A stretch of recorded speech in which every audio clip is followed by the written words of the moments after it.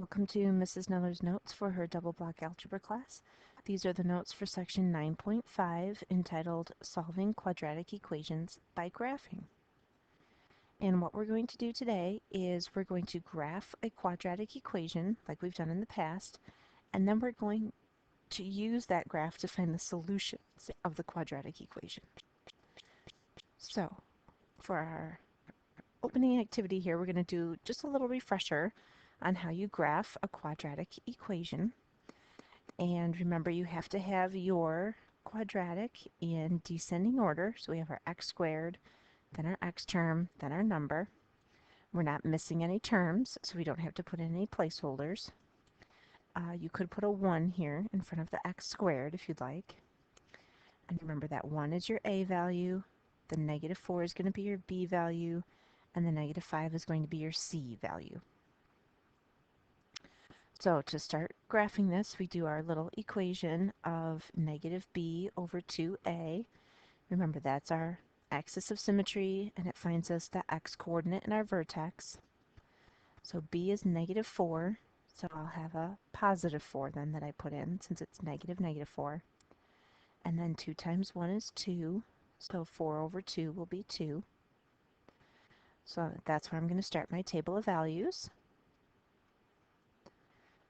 Okay, so I'm going to start at 2, and I'm going to pick a few values above and a few values below. Now I'm going to pick more than what we probably need, just so that you can see everything that's going on with this parabola when we graph it. Now, remember, in the graphing calculators, you could type this equation into y equals and then go to second graph, and it'll make the table of values for you. If you don't have a graphing calculator, then you have to do this by hand. So if I started with the negative 2, I'd have negative 2 squared, which is 4. And then 4 times negative 2, or I'm sorry, negative 4 times negative 2 is 8. So 4 plus 8 minus 5 would give us 7. So you have to do that for all of the values until you get to the 2, because this will be your vertex right here. And after your vertex, you're going to have that pattern that repeats in the y column.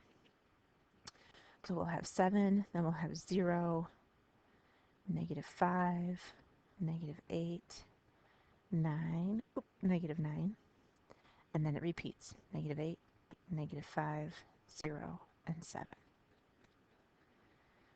Okay, so remember that the vertex is 2, negative 9, and then this 2, or x equals 2, that's your axis of symmetry, so that's going to go right down the middle of the graph.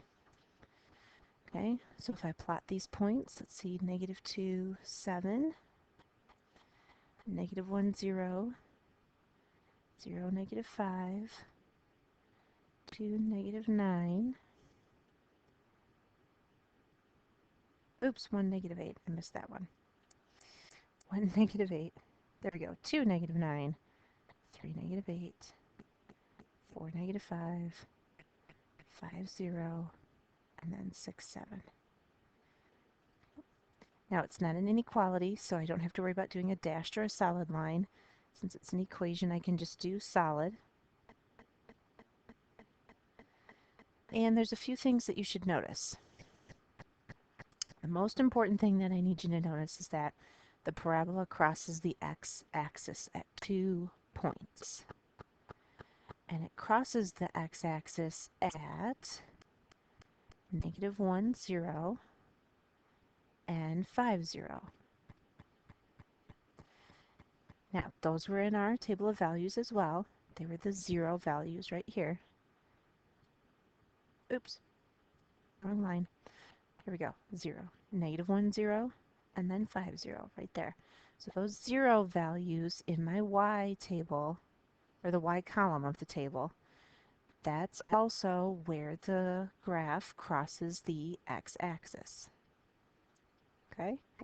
So this is important to keep in mind, and here's why. If I take those two ordered pairs and substitute them back into the original equation, let's see, I'd have x squared minus 4x minus 5. That's my original equation, equals y. Let's see what happens when we substitute.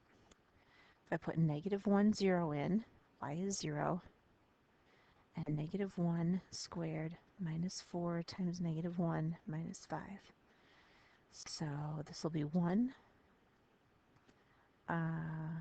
plus 4 minus 5.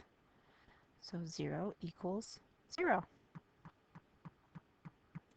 My other ordered pair, if I substituted that in, I would have 0 equals 5 squared minus 4 times 5 minus 5. So 25 minus 20 minus 5. That's 0. So both of these ordered pairs are solutions to my equation. Now, if I picked 6 and plugged it in, then I would get a value of 7 out. So 6 isn't equal to 7. And if I picked a value of 4, I would get negative 5 back out.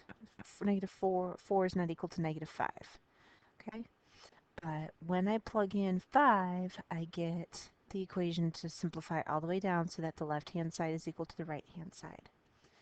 So what this all means is that anytime you're graphing a quadratic equation, if the parabola crosses the x-axis, where it crosses the x-axis is going to be the solution to the equation. So if I had x squared minus 4x minus 5 equals 0, that would be an equation that I could solve. And when I solve that equation, my answers that I get would be negative 1 and 5. So this is what we're going to explore a little bit more today. It's just another way to find solutions of a quadratic equation.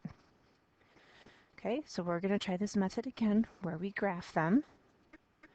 So basically this is just a good review of what we've done in the past with graphing. So we're going to graph and then just see where that graph crosses the x-axis. So I have my quadratic in descending order. I'm not missing any terms. My a value is 2, b value is 4, c value is negative 6. So I'm going to do my negative b over 2a. So that gets me negative 1. I'm going to make my table of values. Remember, the negative 1 is going to be my vertex, so it goes in the middle. And then I'm going to pick a couple values above it and a couple values below it. I'm going to pick 3 above and 3 below.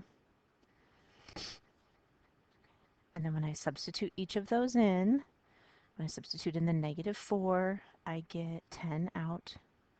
When I plug in the negative 3, I get 0 out. I plug in the negative 2, I get negative 6. Negative 1 is negative 8. 0 is negative 6. 1 is 0. And 2 is 10. Okay? So again, I still get that pattern that repeats. So right here, the negative 1, negative 8, that's my vertex. My axis of symmetry that goes down the middle of the graph would be x equals negative 1. So now if I graph this, let's see, negative 4, 10 is way up here. Negative 3, 0. Negative 2, 1, 2, 3, 4, 5, 6. Negative 1, 8. And then 0, negative 6. 1, 0. And 2, 10.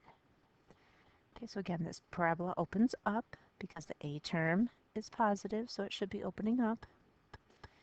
And it crosses the x-axis twice. It crosses right there and right there. And again, if you look at your table of values, notice that those are the values in the y column that are 0. So my solution then is, or solutions are going to be negative 3, 0 and 1, 0.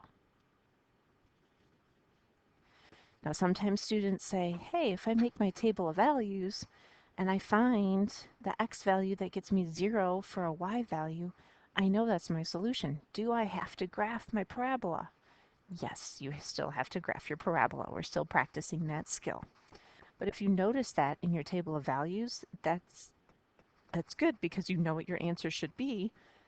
So then make sure when you graph your parabola that that's where it actually crosses the x-axis. Okay, so let's try one more, and then I'll review another method.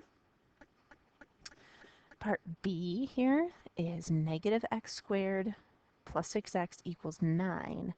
So actually, I need to rewrite this one.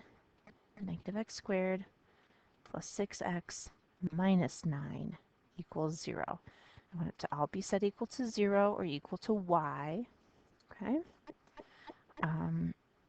I have all of my terms in descending order now, and so I'm going to do my negative b over 2a. So negative 6 over 2 times negative 1 is in front of the x squared there. So that's negative 6 over negative 2. So that's going to be 3. So that's where I'm going to start my table of values.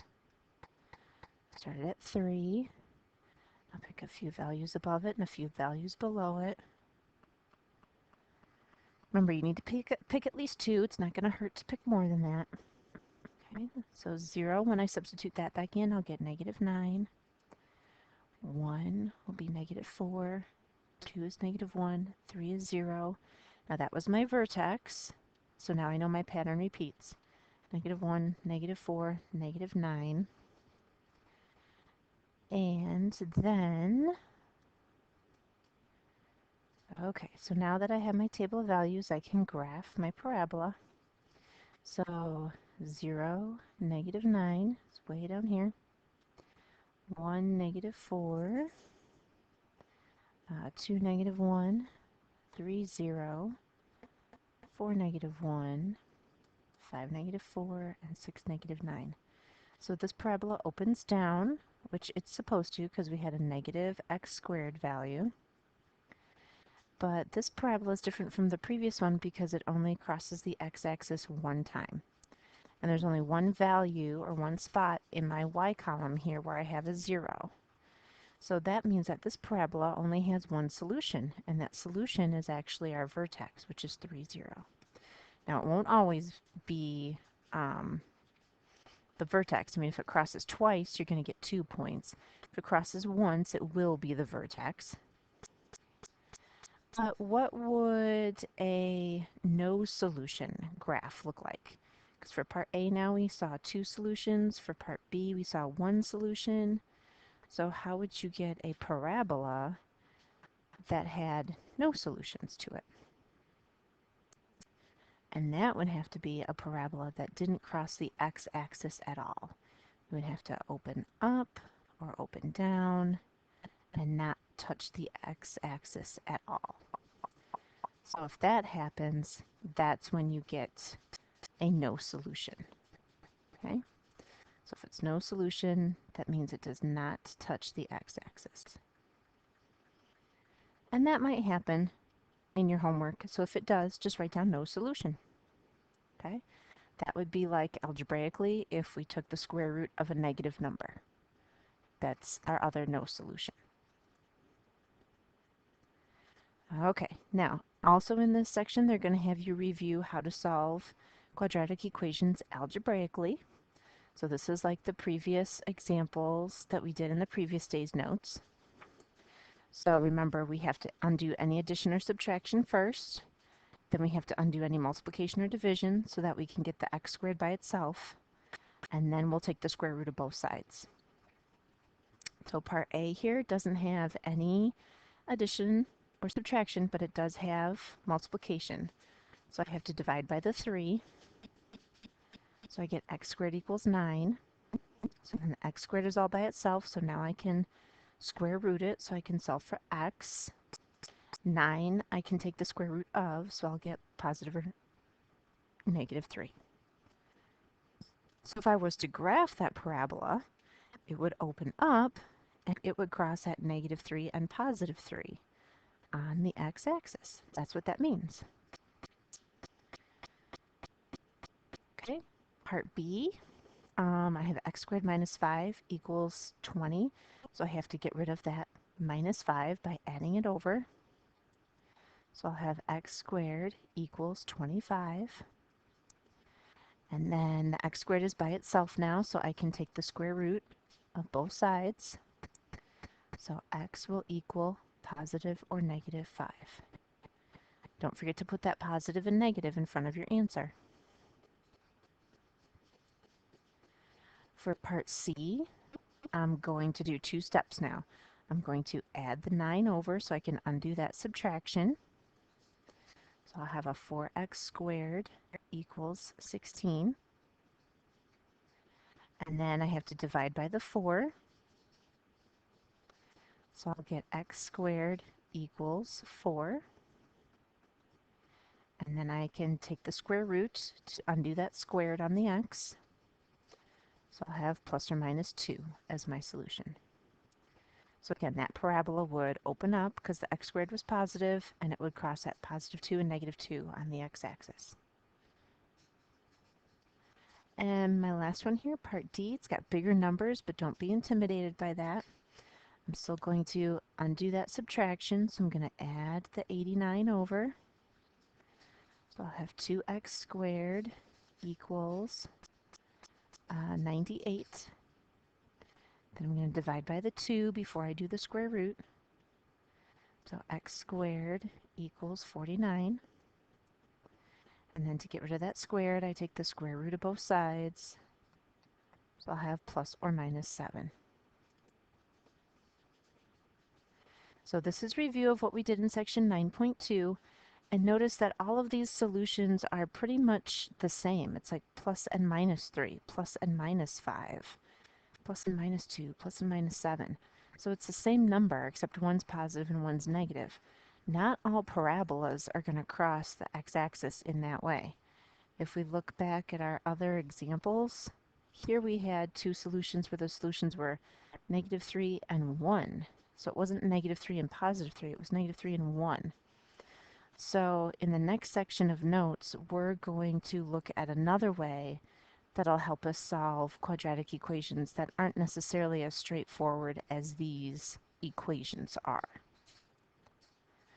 So practice that graphing, and just make sure you pay attention to that connection, that where the parabola crosses the x-axis on the graph is your solution that you get algebraically. That's the connection we need to see here today. Make sure you show your work for all these problems, for the graphs and for the algebraic stuff.